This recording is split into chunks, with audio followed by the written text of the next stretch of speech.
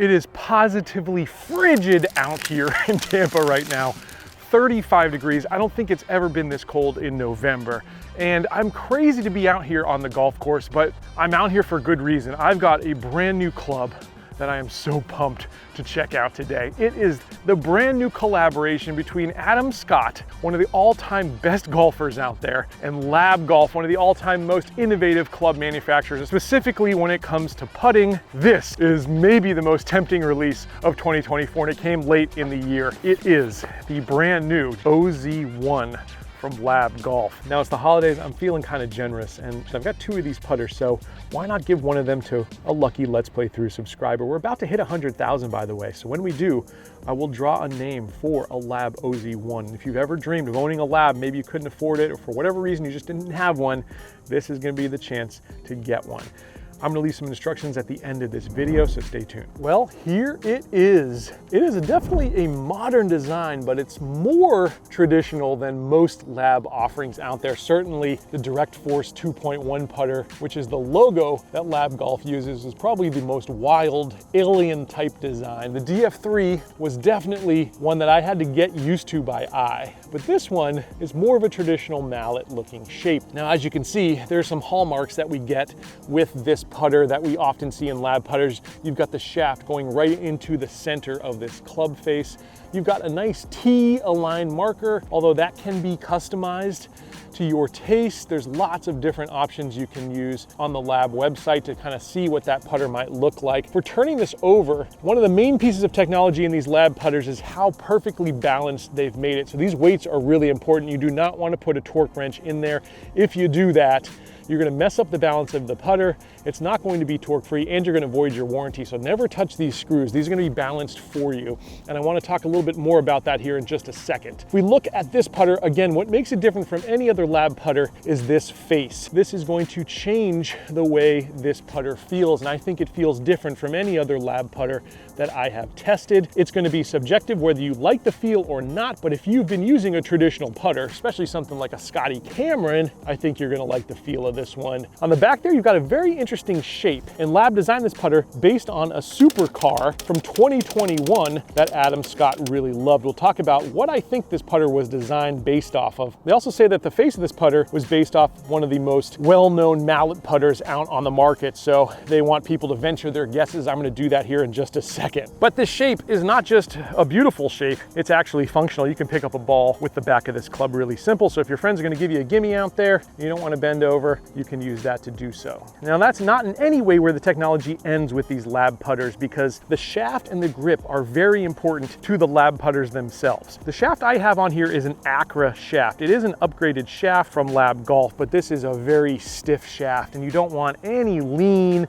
or any bend in the shaft when it comes to putting. This one is a great one, but even their stock shaft is a great offering. But a very interesting piece of technology that this particular putter has is the fact that you can see this shaft is not straight. It's actually coming at an angle, giving you a forward press. They call this the Press Pistol 2.0. I love this grip. It's the same one I had on my LAB. But for the first time with this OZ.1 series, they've actually got a completely different shaft and grip setup that is possible. Let me show you that one. This is a shaft that's coming straight out of the club, more traditional for, again, folks that don't like the standard LAB technology with the forward press. And as you can see here, this has just a regular Super Stroke pistol grip on it. So a much more standard type of grip. So do you like it straight coming out of the club face? Do you like a little forward press?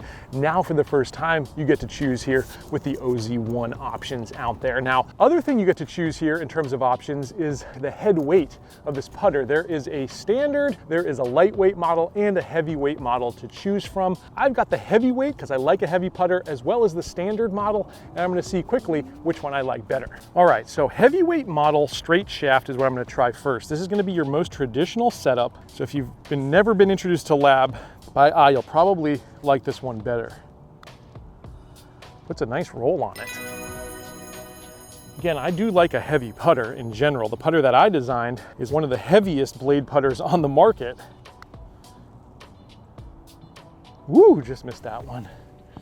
There is a different feel and sound to this putter, which we'll talk about here as this video progresses. But some people are really gonna like it, I think. Just missed the edge on that one. All right, now we're switching to the regular weighted option, also with that forward press shaft, that forward press pistol grip. Definitely noticeably lighter in hand. Just like the first putt with the other one, I make it. Ooh, I do feel like you see a little bit more of the ball with this one. I don't know, to my eye, it just looks a little better. Feel-wise, I think I like the weight of this one as well. We're 2 for 3 with this one. And I knew right off the bat that I missed that one in the middle. I think we're gonna use this as our test putter, but again, it's nice to have options. We'll probably do another video using the heavyweight putter just to test that one as well. All right, first test here is going to be a long putt test. And what we're going to do here is try to avoid a 3-putt. We want 2 putts always in golf. I'm going to give myself about a 50-footer here. It's a little snake. It's going to be going left to right, where the camera will be kind of coming right to your left. Now, the great thing about these putters is that when you're taking a big long stroke, at least when I am, I often pull it inside, and sometimes I even push it outside. I'm usually thinking more about speed and less about the plane of the club. And for that reason, sometimes I get the speed right, but I don't get the direction right. Well, with these putters, this is where I feel like they really excel, because I don't have to think about keeping the club on plane. It's gonna stay on plane. So as long as I get my line right, and as long as I get the speed right, I can knock these pretty close. Let's see what happens here though with the OZ1. This can often be the difference between shooting in the 90s and shooting in the 80s. Can you stay away from 3 putts? Now, this is a very difficult one, but we're gonna do our best here. I'm gonna take that slope. Hopefully it cozies up and settles. Settle, settle, settle, settle. These greens running almost at 12 this morning, so it's hard to stop them, but that was not bad for a first effort. I think I need to give it a little bit more break though. Speed-wise, I think that was right. Come on down.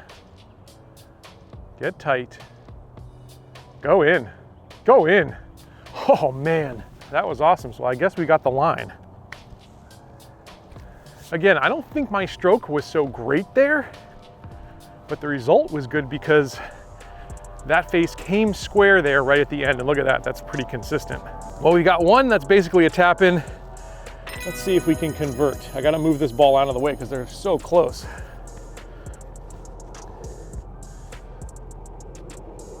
There's one, and there's 3 putts successfully converted from distance.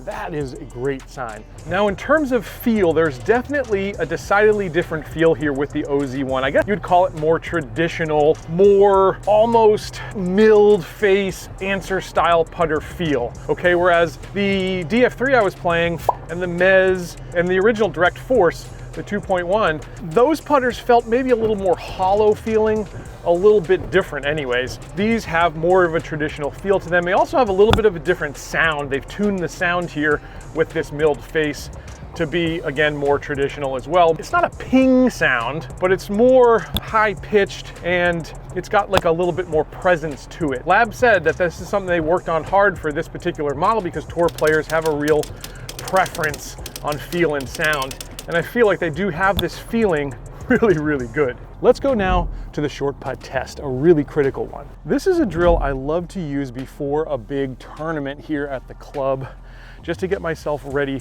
for these putts that matter. I like to place balls about 4 feet away in a semicircle or a full circle, which is what I'm gonna do today here with 7 balls.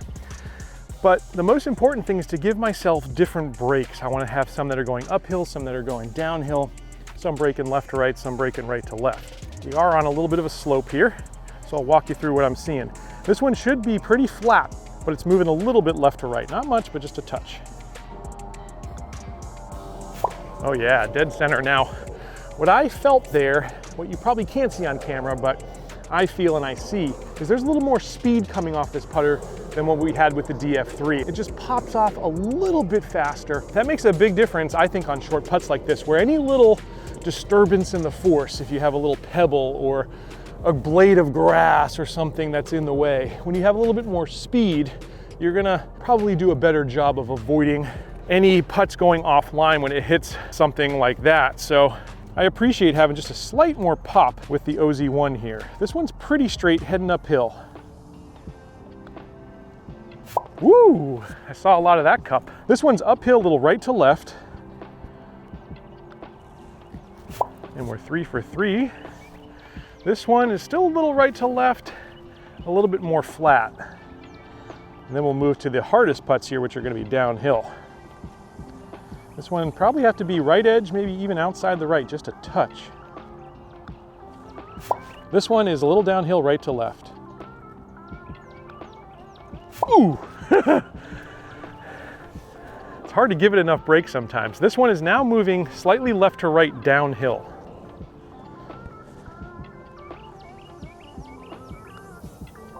Oop, that went in, it just hit the ball and popped out, so we're gonna count that as good. And let's see if we can go 7 for 7. A lot of balls in that cup, which is a good thing. This one's left to right downhill, probably the hardest one we've got. Soft hands here. You don't wanna death grip these putters. You wanna have nice soft hands. Again, let the club face do the work. And I pulled it. Well, 6 out of 7 ain't bad. I'd say this putter does very well in reducing the torque here on the short putts. And like I said, does even better getting a little bit more speed through the putts. These short putts, it's so very important. We're gonna go to a medium putt test here next. So LAB kind of put on a challenge to the internet sleuths out there to kind of come up with how they designed this putter. At least on their website, they state it was an amalgamation of a supercar from 2021 that Adam Scott loved, as well as a famous mallet putter face. So I, being the golf geek I am, took that challenge head on. And I think I know exactly what this putter was based off. So there's a few things we know. First off, we know that Adam Scott is sponsored by Mercedes. He's got it on his chest here for the last few years. So it's gonna be a Mercedes supercar, no doubt. I also found out from the internet that he is known to drive an SLS AMG Roadster worth around $500,000. That is one beautiful car. So here on your screen is the car that I think they've based the back of this on. It's a Mercedes Roadster. And in terms of putter, when I look at this face, it reminds me of only one putter out there, a Scotty Cameron Futura series. In fact, I used to have this Futura X. It was kind of a fang tooth model, really great putter, but look at the face of that putter, very similar to the insert and of course the milling that Scotty Cameron uses there with the Futuras. But digging a little deeper, Adam Scott back in 2018 used to play a combi putter before he switched to LABs, and that combi, look at the shape of that, look at the T on the top of that putter. This has to be the putter that they based the face of it off of. So between the SLS Roadster and the combi putter, I think that's how they came across this design. But LAB, I would love to know if I'm right or wrong. Either way, kind of cool that they use some pop culture icons and some more traditional shapes to make this design. Again, I think this putter is really aimed at the folks that just think LAB putters are too weird. All right, what we're gonna do here is set up about an 8-foot putt, maybe 9 feet. At this distance, amateurs make percentages about 33%, but the pros is just a little under 50%. I think it's like 45%, something like that. That makes a huge difference when it comes to scoring. If you can make more of these putts, you're probably going to shoot in the 70s if you're a mid-handicapper instead of the 80s. It could be the difference making these 8-footers. Let's see how we do here. This is a very fast putt. These greens run in 12 at least, and I'm slightly downhill left to right. Just have to touch it. Come on, oof. Gave it just a little too much break there, but that was good for speed. When you're thinking about putts, by the way, you never want to come up short. That is absolutely a sin in golf. Never come up short, especially on a birdie putt. But what the good putters will tell you is you want to think about aiming about 18 inches past the hole, or you want to kind of gauge your speed for that at least. Because of course you don't want it to run by 3, 4, 5 feet, but you definitely don't want to come short. 18 inches, I guess, is kind of the perfect number. A little less break there or a little less speed. Let's see what happens. Ooh, it ran by about 12 inches. So if I was in my 18-inch mode there, probably went in because a little more speed, it wouldn't have broke as much. See if we get it right here on putt number 3. Well, what I say about the amateur average, 1 out of 3. Let's take 3 more and see if we can start to improve that. Gotta stay up, stay up, stay up. If we're gonna improve on that average, we gotta make these last 2. I think I got that one. All right. Did I give it enough? Well, obviously there's a little bit of room to improve here. 2 out of 6, 33%. we could do better. I think I can do better the more I get used to this putter. I really like the stroke it's putting on it. Again, I like there's a little bit more pop off of this one. And again, distance control, I feel really good with what we did there with the long putts. So an awesome, awesome collaboration.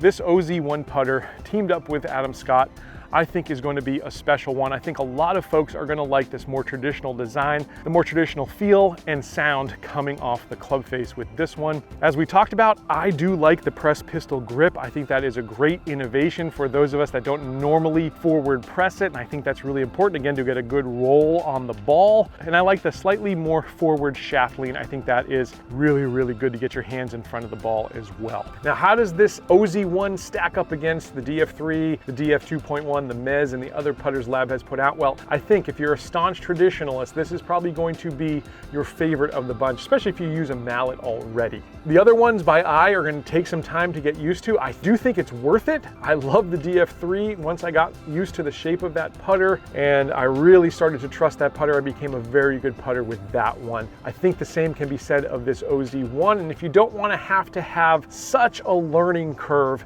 this could be a much easier entry point. Now, as I mentioned, I've got two of these putters and I'm giving one away to you here through the holidays. I'm just feeling generous, and this channel likely in December is gonna hit 100,000 subscribers. That has been like a life's goal of mine here since I started the channel. It's like the only thing I've thought about for years. Finally, we're gonna do that. So when we hit 100,000 subscribers, I'm gonna pull a name.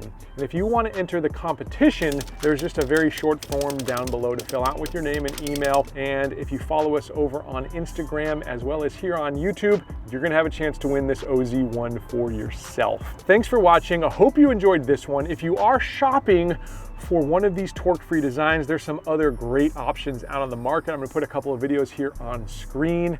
Hope you enjoy those, and I'll catch you back here next time on another edition of Let's Play Through.